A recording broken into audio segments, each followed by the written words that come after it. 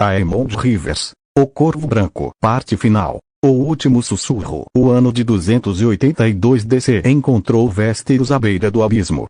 Aemond Rivers havia testemunhado a ascensão e queda de 6 reis. Vira rebeliões florescerem e murcharem. Vira a paz reinar e a guerra devastar. Mas nada, absolutamente nada, o preparara para o que estava por vir. A loucura de Aerys II Targaryen, outrora uma semente pequena e controlável, florescera em uma árvore podre cujos frutos envenenavam todo o reino. O rei louco via traidores em cada sombra, conspirações em cada sussurro, inimigos em cada amigo. Queimava nobres vivos por prazer. Estuprava sua própria rainha em acessos de paranoia. Confiava apenas em piromantes e alcoviteiros. E, acima de tudo, desconfiava de Aemond Rivers. O Corvo Branco, que servira a 5 reis antes dele, que fora mão de Aegon V e conselheiro de Jaehaerys II, agora era mantido à distância, consultado apenas quando a situação já estava fora de controle, ouvido apenas quando suas palavras confirmavam as suspeitas do rei. Aerys temia-o, mas não podia afastá-lo completamente. Aemond sabia demais. Vira demais. Vivera demais. E então veio o festival de Arrenhal.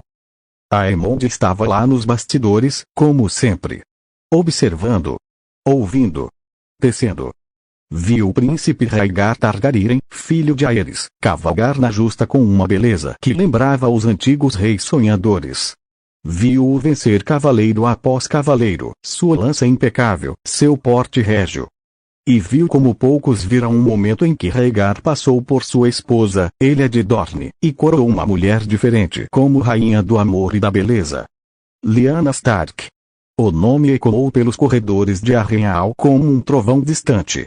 Aemond sentiu o chão tremer sob seus pés. Não por causa da coroação em si, esses gestos eram comuns, quase sempre inofensivos, mas por causa do que viu nos olhos de Rhaegar quando ele olhou para Lyanna. Não era desejo passageiro. Não era admiração cavalheiresca. Era algo mais profundo. Mais perigoso. Mais fatal. Aemond aproximou-se do príncipe naquela noite, quando a festa já terminara e apenas os serviçais circulavam pelos corredores. Meu príncipe, disse ele, emergindo das sombras com a suavidade de um fantasma. Precisamos conversar. Rhaegar virou-se, surpreso. Seus olhos roxos como os de todos os Targaryen, mas com uma melancolia que era só sua, encontraram os olhos dispares do velho conselheiro. Lord Aemond, respondeu ele, com um aceno de cabeça. Raramente o vejo em festas. Não estou aqui para festas. Estou aqui para observar. Aemond deu mais um passo à frente.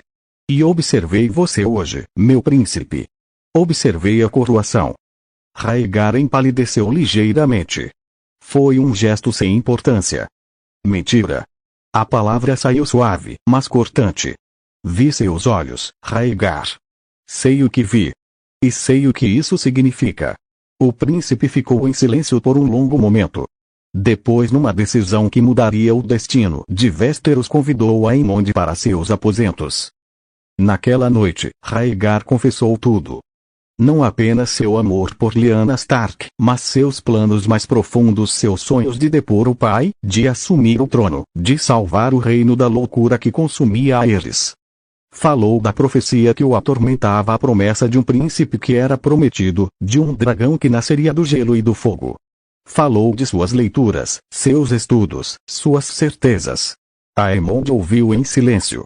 Quando Rhaegar terminou, o Corvo Branco ficou imóvel por um longo momento, seus olhos um azul, um verde fixos no príncipe. Você é um tolo, disse finalmente. Mas é um tolo com um coração bom. E tolos com corações bons são a coisa mais rara e mais perigosa de Westeros. Rhaegar franziu a testa. Perigoso? Porque você age por idealismo. Porque acredita que pode mudar o mundo. E por quê? Aemond suspirou, o cansaço de séculos pesando em sua voz, porque eu já vi homens como você. Baelor era assim. Aegon era assim. E ambos estão mortos. O silêncio pairou entre eles. Mas você precisa agir, continuou Aemond. Seu pai está destruindo o reino. Sua mãe sofre. Seus irmãos temem. E se você não fizer algo, Westeros sangrará por décadas. O que sugere? Perguntou Rhaegar. Aemond sorriu um sorriso frio, antigo, que gelou o sangue do príncipe. Deixe comigo. Os meses seguintes foram um turbilhão de preparativos secretos. Aemond ativou sua rede de informantes como nunca antes. Cada movimento de Aerys era monitorado, cada palavra registrada, cada conspiração real ou imaginária catalogada. Ele sabia quando o rei dormia, quando acordava, quando planejava a próxima execução. E quando a crise finalmente estourou, o rapto de Lyanna Stark por Rhaegar, ou fuga, dependendo da versão, a fúria de Robert Baratheon, a convocação dos lordes rebeldes, Aemond estava pronto. A Guerra do Usurpador começou como todos esperavam. Mas terminaria de forma muito diferente. A Batalha do Tridente foi o ponto de virada. Os exércitos se enfrentaram nas águas rasas do rio, sob um céu cinzento que ameaçava chuva. De um lado, as forças leais a Aerys lideradas por Rhaegar Targaryen, que lutava contra seu próprio coração. Do outro, os rebeldes Robert Baratheon, Eddard Stark, Oster Tully sedentos de vingança. Aemond Rivers observava de uma colina distante, seus longos cabelos brancos esvoaçando ao vento, seu arco de osso de dragão em mãos. Ao seu redor, os dentes de corvo 300 arqueiros, os melhores de Westeros aguardavam suas ordens. A batalha era feroz. Rhaegar e Robert encontraram-se no centro do rio, espadas cruzadas, ódio puro em seus olhos. Robert era mais forte, mais bruto, mais selvagem. Rhaegar era mais hábil, mais rápido, mais preciso. Mas a força bruta venceu. Robert desferiu um golpe massivo que atingiu o peito de Rhaegar com um som horrível. O príncipe caiu nas águas rasas, seu sangue misturando-se ao rio. Foi quando Aemond agiu. Sua flecha partiu do arco num zumbido que ninguém ouviu, abafado pelo barulho da batalha, pelo choque do aço, pelos gritos dos moribundos. Voou 300 metros em linha reta e encontrou seu alvo, o ombro de Robert Baratheon. Não era um tiro mortal. Era um tiro calculado. Robert gritou, sua espada escapando de seus dedos. Rhaegar, ainda caído, ainda ferido, viu sua chance. Ergueu-se com dificuldade e cravou sua espada no vazio, mas Robert já recuava, sangrando, cercado por seus guardas. Recuem! Gritou Eddard Stark, vendo o líder caído. Recuem! Os rebeldes recuaram, carregando Robert inconsciente. Rhaegar ficou de pé no meio do rio, ensanguentado, ofegante, mas vivo. O Corvo Branco havia falado. Robert Baratheon morreu 3 dias depois. A flecha de Aemond não o matara diretamente, fora um tiro no ombro, superficial, quase inofensivo. Mas a infecção que se seguiu, a infecção foi obra da magia negra. Aemond envenenara a ponta com algo que nenhum mestre podia curar, algo que se espalhava lentamente, algo que consumia o corpo por dentro. Os mestres tentaram de tudo. Sangrias, poções, rezas. Nada funcionou. Robert Baratheon, o Urso do Norte, o homem que seria rei, morreu em agonia, amaldiçoando os Targaryen com seu último suspiro. Sem seu líder, a rebelião desmoronou. Eddard Stark, honrado até a medula, rendeu-se quando soube que a irmã Lyanna estava viva, embora gravemente ferida na Torre da Alegria. Jon Arryn, pragmático como sempre, negociou uma paz que preservasse as cabeças de seus pupilos. Oster Tully, vendo a maré virar, retirou seu apoio aos rebeldes. Em poucas luas, a guerra terminou. Rhaegar Targaryen entrou em Porto Real não como príncipe, mas como rei. Aerys II, o Rei Louco, morrera em circunstâncias convenientes, envenenado por seu próprio piromante, que jurara até o fim que fora acidente. Ninguém acreditou, mas ninguém investigou. O reino precisava de um novo rei, não de velhas verdades. A coroação de Rhaegar e Targaryen foi a mais rápida da história de Westeros. Em uma semana, ele passou de príncipe ferido a rei coroado. Em 2, já governava. Mas quem realmente governava? Aemond Rivers tornou-se a sombra atrás do trono. Rhaegar era um bom homem idealista, sonhador, gentil. Mas idealistas não governam bem. Sonhadores não tomam decisões difíceis. Homens gentis não matam quando necessário. Aemond matava por ele. Os primeiros meses foram de consolidação. Lordes rebeldes foram julgados, alguns executados, outros perdoados, todos monitorados.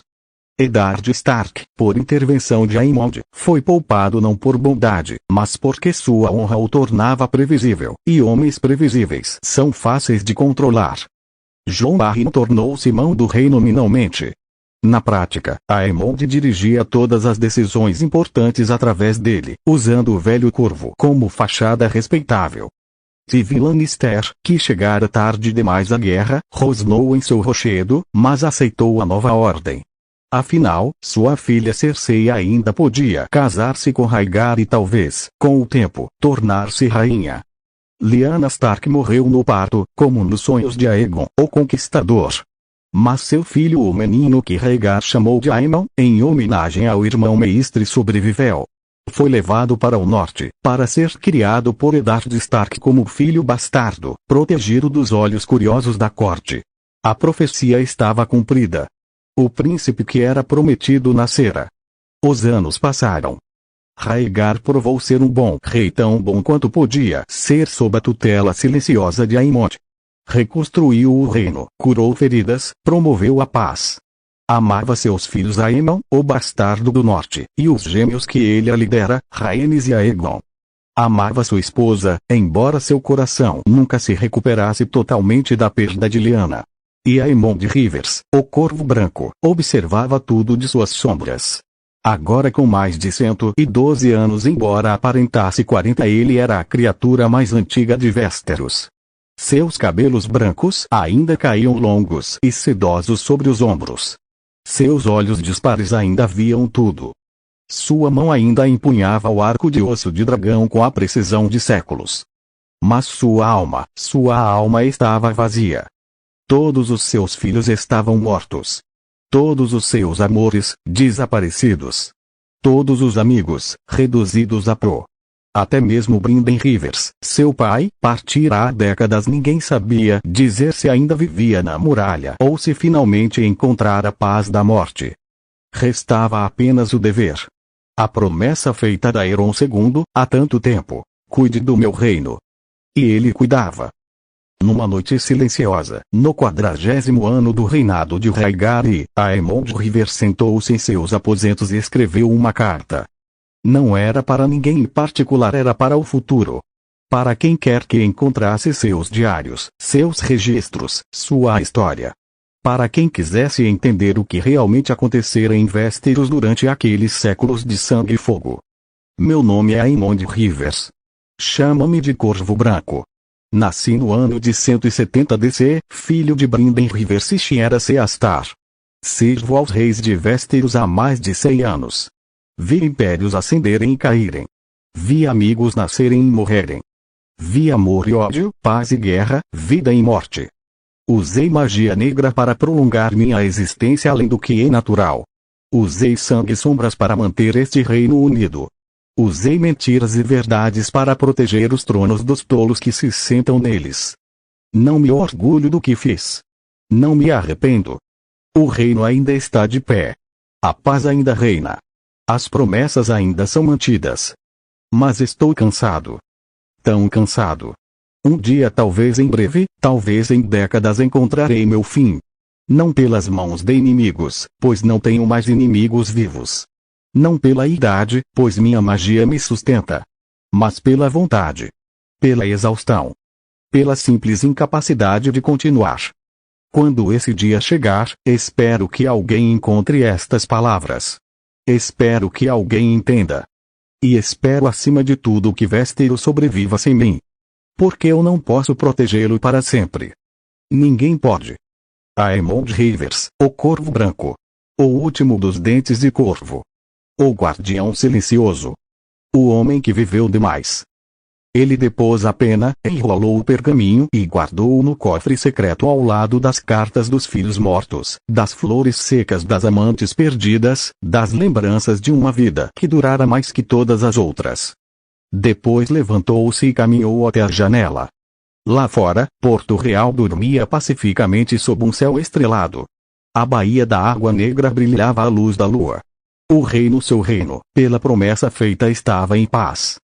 Aemond Rivers sorriu um sorriso triste, solitário, eterno. E pela primeira vez em mais de um século, permitiu-se pensar no descanso. Talvez amanhã. Talvez no próximo ano. Talvez na próxima década. Mas um dia, o Corvo Branco finalmente pousaria. Fim.